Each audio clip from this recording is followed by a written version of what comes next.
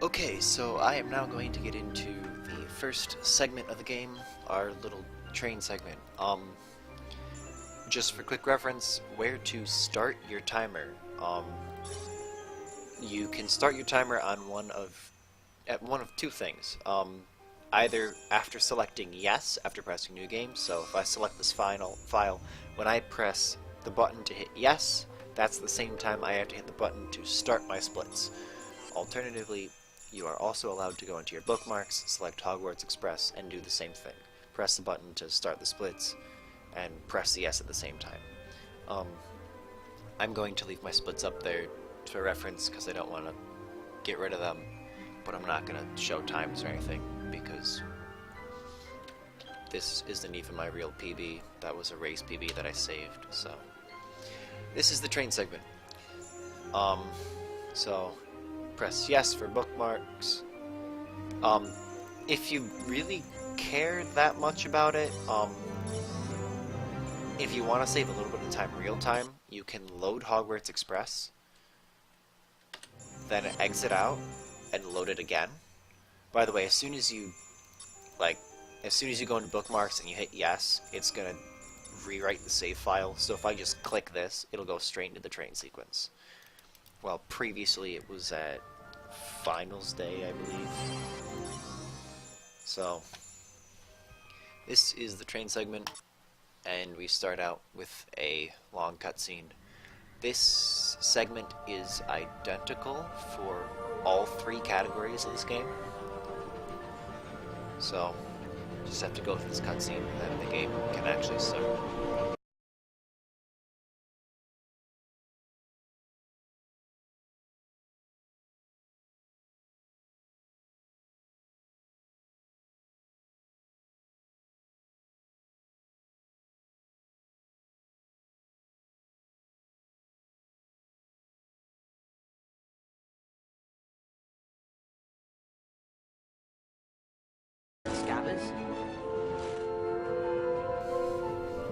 Okay, so now we get into the run. So first of all, you just want to hold forward here.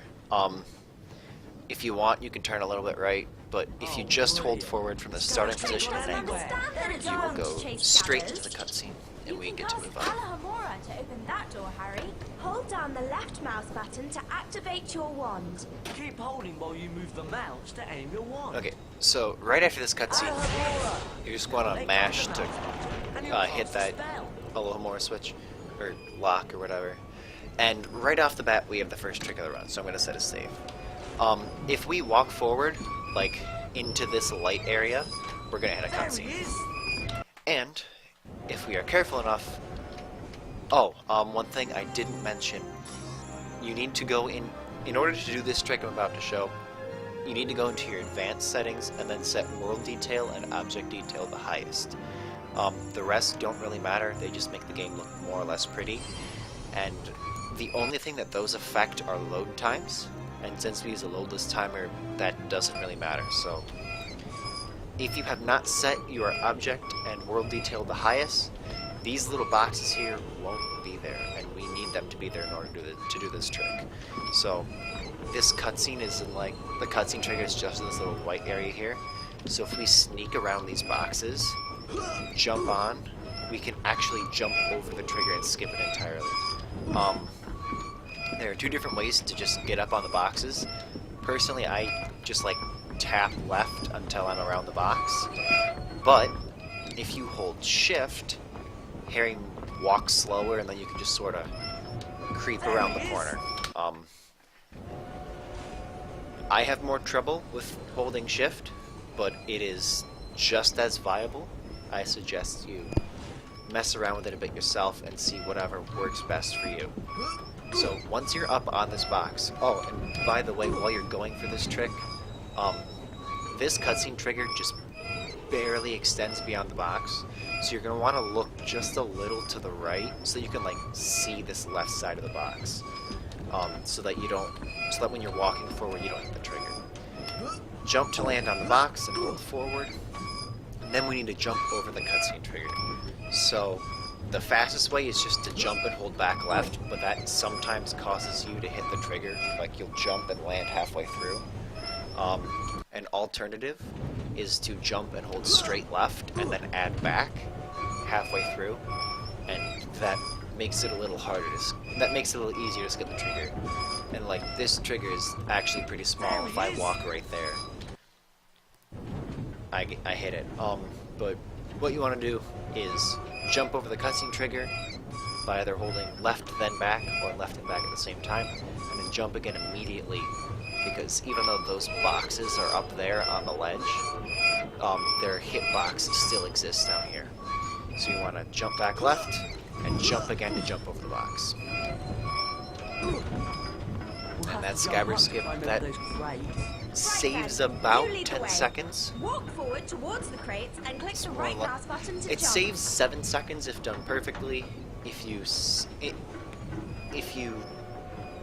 were to set it up and fail, you'd lose about 9 seconds. It's worth practicing, it's worth your time, and it's early enough that if you miss it, unless you're on a first run, you might as well just reset. Now we're under these boxes.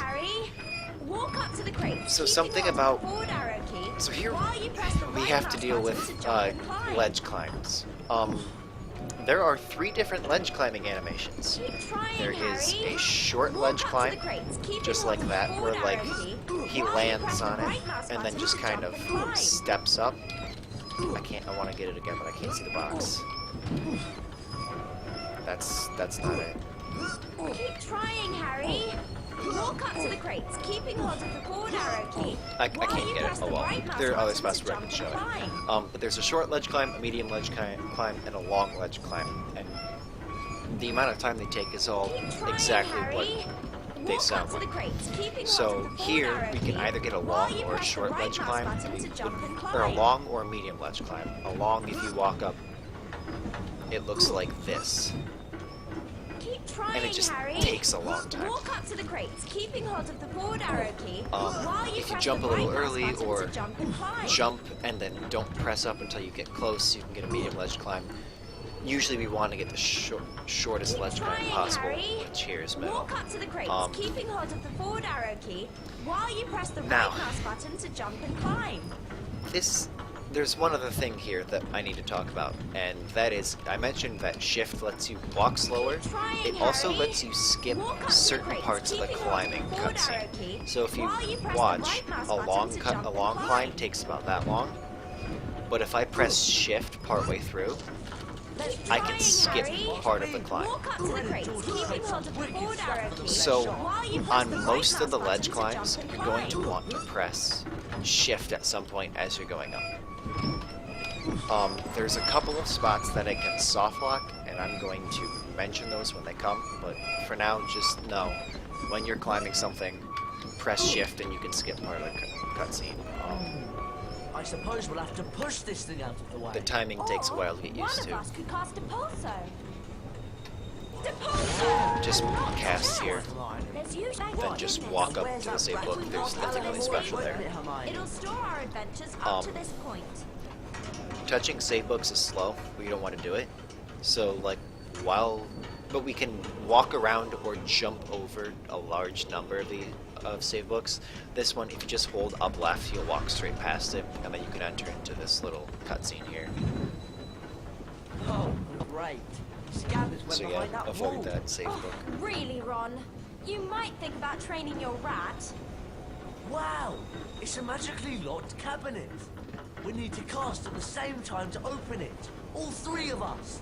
I'll start, and you 2 join in. Okay, and here we have the last little trick of the train. Normally you'd have to have everyone cast on it, then this cabinet would open and there would be a cutscene of seeing the Lumos statue and how to cast on the Lumos statue. But this game's physics are kind of strange. If you are casting a spell and turning, you can sometimes cast through walls. So what you want to do is stand like right here on this left panel of the door, turn quickly and cast. You can cast straight through the cabinet. You can stand, there's a few different places you can stand. Right here works, right here works. if you're standing right on the corner, it can work, but it usually doesn't. So you want to stand on this left door or on the left side in order to get like your best chance of getting it. And then it might just take a couple tries. Right here, there's a cutscene in this room, but the cutscene is like along this dark patch on the floor. So we want to get into that as fast as we can. So you want to hold up left for a second, and then straight left. And that gets us into the cutscene as fast. Does everyone remember how to cast a pulse? Cast on 3 of these. Ron or Harry or Hermione will usually hit the 4th. And then, I don't need to save the game, but right here, your skip cutscene button is going to be important. You're going to want it to be somewhere that you can reach. I use side buttons on my mouse. The game natively recognizes that. Shift or tab also works, and caps lock. Make sure it's something you can reach, because right here's the first cutscene. As soon as you cross the store, you're going to want to press cutscene once. Every cutscene in this game, is a little different. There are some cutscenes where you want to mash the cutscene button. There are some cutscenes where mashing the cutscene button makes the cutscene skip never end. So I'm going to try to go over those as they come. That one, just press once. It always takes about the same amount of time. Well, look who it is. Potty and the Weasel. I should have known to be better excuse for a Now we have the first monster book monsters fight. This is a little strange. The book is going to spit out 7 pages. Every time it spits out 7 pages, but sometimes the pages can, like, I don't know, clip into each other, and then they'll just fall out of bounds. So let's see what happens this time. Copy of the Monster Book of Monsters. So it spits out 7 pages, and one of them fell. So the one on the most right fell out of bounds, and it just happened. There's nothing we can do about it. So there is a bit of RNG here. For every page that falls, you lose 2 or 3 seconds. Most often, you're going to end up with like a 6-page fight. There is recorded evidence of as low as a 3-page fight. But 3s are incredibly rare, 4s are very rare. 5s aren't that rare. This fight... So, you want Harry to be casting... So, when you're fighting these, you cast on them to make them move forward, and then cast again to break the page. You want Harry to be breaking as many of the pages as possible, because Ron and Hermione do not deal as much damage overall as Harry does. If Hermione hits breaks one of the pages, you're fine. If Ron breaks one of the pages, you have to break it up. You have to kill 1 extra. It usually takes 8 pages to kill the monster book, but if Ron breaks even a single one, it's going to take 9. So, kill this one. One thing you can do is, like, right as the monster book's about to spit out a page, you can hit it, like, as it's coming out of its mouth, and then that saves a little bit of time. And I think it might not be 8 pages to kill, it might be 9. I don't know. If Ron hits a page, it's going to take an extra regardless. Because if you look right now, the monster book has like no health, but Ron deals less than that. It's kind of stupid. So don't let Ron hit pages. If Hermione hits one, it's okay. And try to get Harry to hit as many as you can. Is it okay to scream now? Ron, you really A lot of do people need to reset work on the here. accuracy It's of your spell pretty casting. early, and it's kind of annoying A RNG. wizard card. I love collecting these. If we search around enough at Hogwarts, we could find all 80 collector's cards. Just walk forward here. We can look inside the Folio Universitas after picking up the collector's card. Scabbers! Press the escape key and click on the So picture now we have of the card Dementor on fight. the screen. Right before the fight starts, there's going to be a Let's save go back game to our screen. compartment before we're missed. And for the second half of that saving game screen, you can actually move around. Like, you can move your cursor And anywhere other than here, you'll be able to move around What's your happening? character as well. So there's that switch on the wall that we want to hit as quickly as we can. Also, sorry, Dementors are loud. That's kind of a thing. So we want to hit the switch. So during the saving game screen, you want to move the mouse a little bit left. Hit the switch early. So like that. Then just hit each of these. Some of them are apparently a little faster than others. Like you want the bird cages, but really something with manipulating it. So just get a fight. Just cast on them. Okay. Now right here, actually I should explain this quickly. You can actually make the Dementors and monster bug fights a lot quieter. They're on a volume slider that we can't access, but if you set your music volume and effects volume to like the max, and then just turn down the overall volume in like OBS or something, you can make the super loud Dementor and book fights not quite as loud. I might mess with that later for the tutorial, but not right now. Right here we have a cutscene skip, and this is a really annoying cutscene skip because there's actually two cutscenes. There's the one that plays right after you kill the Dementor. That one looks like this, and it just goes on for a while. And then there's one right after it that's just a black screen for a couple of seconds. So what you want... this one's kind of annoying. What you're going to want to do is press your cutscene skip button twice. And then as soon as... Wow, I don't have enough time to explain this. Right as the cutscene's about to start, press the cutscene skip button 2 or 3 times and stop. If you mash your cutscene skip button through this, the game's going to keep skipping the cutscene over and over again, and it never ends. So it's going to look something like this. And it just keeps going. No matter how many times if I just keep pressing the button, it never stops. But what's important is after you've pressed the cutscene skip button a couple of times, you want to start listening. Because eventually the sound's going to stop. And once the sound stops, that means you've finished the first cutscene and you're now on the second one. So as soon as the sound stops, you're going to want to start mashing your cutscene skip button. Don't try to anticipate it because you might get stuck in the endless loop. But listen for the sound. So yeah.